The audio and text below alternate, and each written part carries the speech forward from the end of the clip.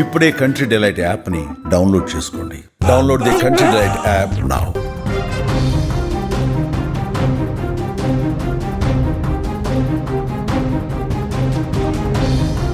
హైదరాబాద్ జీడిమెట్ల అంజలి హత్య కేసులో నిందితుడు శివ తల్లి చేసినటువంటి వ్యాఖ్యలు ఇప్పుడు సోషల్ మీడియాలో వైరల్గా మారాయి. తన కొడుకు చేసింది తప్పు కాదంటూ కొడుకు చేసిన హత్యను సమర్థించడం ఇప్పుడు చర్చనీయాంశంగా మారింది. కొడుకు చెడ్డవాడైనా తల్లి సమర్థించడంలో తప్పులేదు, అది తల్లి ప్రేమ కూడా. కానీ ఎలాంటి వాటిని సమర్థించాలి, ఎలాంటి వాటిని సమర్థించకూడదు అనే ఇంకిత జ్ఞానం కూడా లేకుండా ఆ తల్లి మాట్లాడినటువంటి మాటలు ఎలా అనుకోవాలో అర్థం కావడం లేదు. అంజలి హత్య జరుగుతుందని శివ తల్లికి ముందే తెలుసా? ఆమె మాటలను బట్టి చూస్తుంటే ఈ కేసులో ఆమె పాత్రపై కూడా అనుమానం కలుగుతోంది. ఇంతకు శివ తల్లి మాటల్ని ఒకసారి మనం ప్రస్తావిద్దాం. ఆమె మాటల్ని ఒకసారి మీకు వివరించే ప్రయత్నం చేస్తాను. తన కొడుకు అంజలిని చంపడం కరెక్టే అంటే శివ తల్లి ఆమె కుమారుడు గురించి నా కొడుకు శివ అంజలి తల్లను చంపడం కరెక్టే, అంజలి తల్లను చంపడంలో ఎలాంటి తప్పు లేదు అంటూ ఆమె మాట్లాడింది. మా మీరు అన్నట్టు అంజలి ప్రవర్తన సరిగా లేదు, అంజలి మంచిది కాదు, అయితే చంపేస్తారా? ప్రతి సమస్యకు చంపుడే పరిష్కారం అయితే మరి మీ అబ్బాయి చేసింది తప్పు కాదా తల్లి? మీ అబ్బాయి చేసింది కరెక్ట్ అని ఎలా చెప్తావమ్మా? ఇది మేము అడుగుతున్న ప్రశ్న కాదమ్మా, సోషల్ మీడియా మొత్తం అడుగుతున్నటువంటి ప్రశ్న. ఒక తల్లి వైండు నువ్వు ఇంకొక తల్లిని దారుణంగా చంపితే మా అబ్బాయి చేసింది తప్పు కాదంటావా? అందులో నీ ఒక్కడి కొడుకు కాదమ్మా, ఇద్దరు కొడుకులు, అందులో మైనర్ కొడుకు ఇంకొక తల్లిని చంపితే తప్పు కాదంటావా?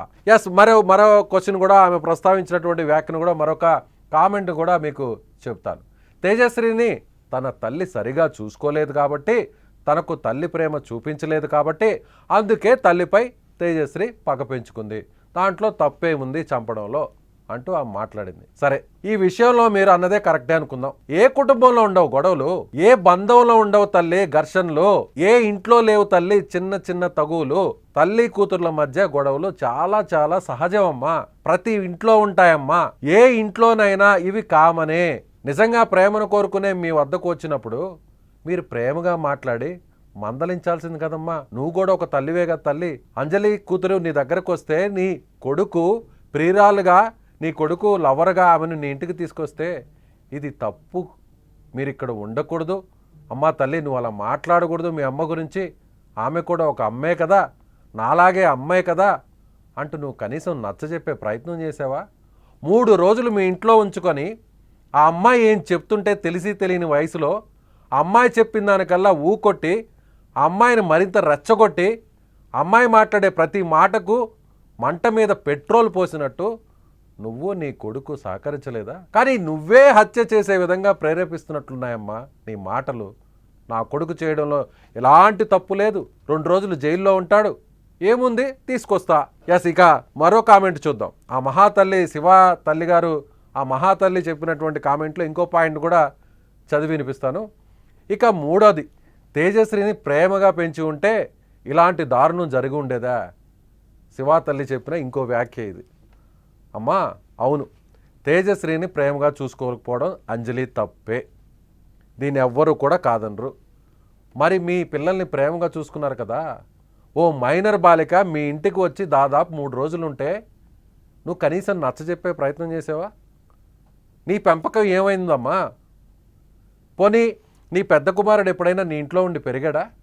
ఈ డీజే శివ, నువ్వు వాళ్ళ అమ్మమ్మ దగ్గరే పెంచావు, నీ పెంపకం అక్కడ ఏం కనిపించలేదు. పోనీ నువ్వు అక్కడ వాళ్ళని పెంచలేదు, నీ పెద్ద కొడుకుని పెంచలేదు, చిన్న కొడుకుని ఎలా పెంచావు?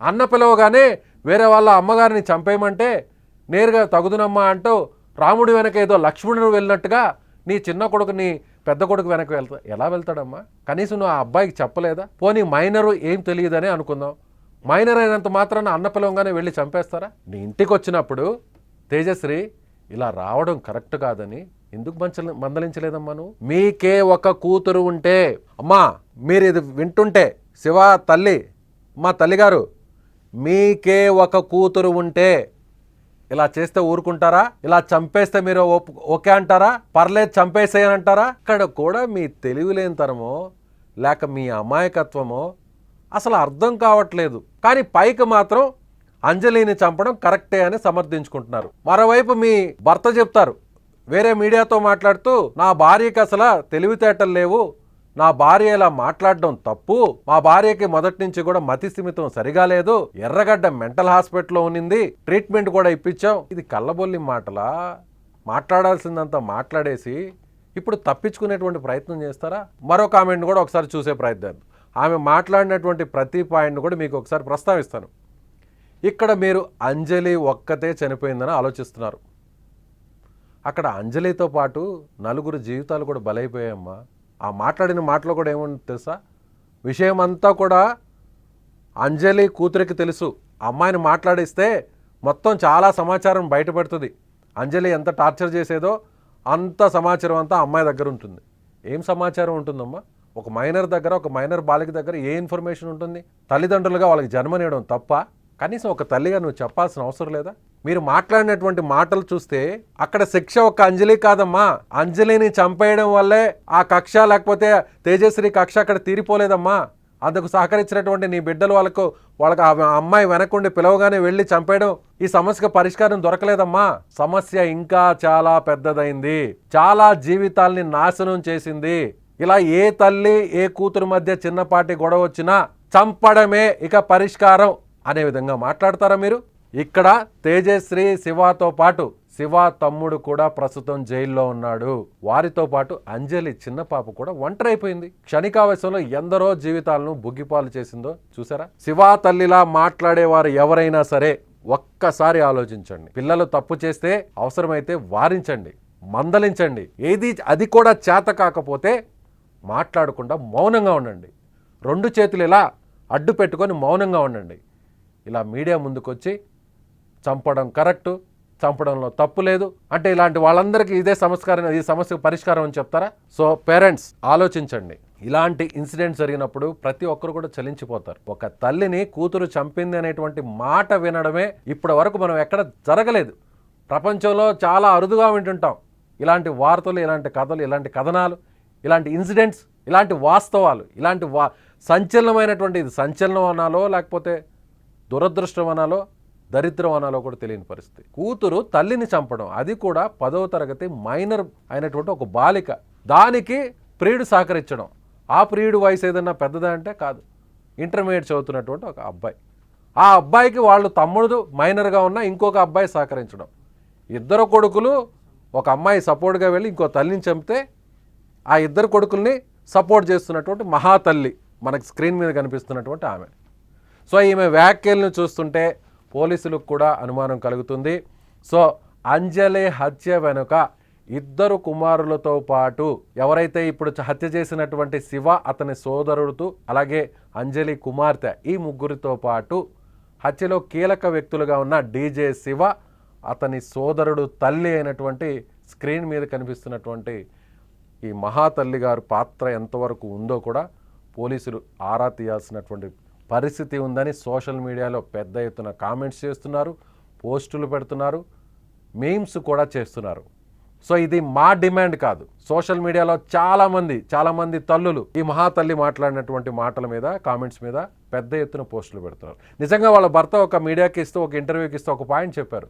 నా భార్యకు బతిస్థిమితం లేదు, నా భార్యకు అనారోగ్యం ఉంది, అందుకే అలా మాట్లాడేసింది, మీడియాతో తెలిసి తెలియక మాట్లాడేసింది, ఆమెకు మాట్లాడడం రాదు, గతంలో ఎర్రగడ్డ మెంటల్ హాస్పిటల్లో ట్రీట్మెంట్ కూడా ఇప్పించాం, ఆ మాట్లాడే దాంట్లో వాస్తవాలు లేవు అని శివ తండ్రి చెప్తున్నాడు. వెనకేసుకొచ్చేదానికి చెప్తున్నాడో, నిజంగా ఆమెకు ఆరోగ్యం బాగలేదో? ఆరోగ్యం బాగలేకపోతే మౌనంగా ఉండాలండి. శివ తండ్రి గారు, మీరు ఇంట్లో పెట్టి బయటకు రానివ్వకుండా చూడాలండి. ఇలా బయటకు వచ్చి తల్లిని చంపడంలో కూతురు తప్పే ఉంది అని ఎలా మాట్లాడతారండి? సో వ్యూవర్స్ చూస్తున్నారుగా, ఇలాంటి ఇన్సిడెంట్స్ జరగకుండా ఉండాలంటే తల్లిదండ్రులు అప్రమత్తంగా ఉండాలి. ఇలా వ్యాఖ్యానించేవారు కూడా ఆలోచించి మాట్లాడాలి. ఇలాంటి ఇన్సిడెంట్స్ జరిగినప్పుడు తెలుసో తెలియక మనం కామెంట్ పెడుతుంటాం. మనం ఒక కామెంట్ పెట్టడం సోషల్ మీడియాలో చాలా సింపుల్, కానీ దాని వెనక ఉన్నటువంటి వాస్తవాలు మీకు తెలుసో తెలియకుండా మీరు చేసేటువంటి కామెంట్స్ ఎంతమంది జీవితాల మీద ప్రభావం చూపుతాయో ఒక్కసారి ఆలోచించండి. మనం మాట నాలుక దాటి నోటు దాటి బయటకు వస్తే దానివల్ల ఎంత పెద్ద ప్రమాదమో, అది మీ మెడకు ఎంత చుట్టుకుంటుందో జాగ్రత్తగా ఉండండి.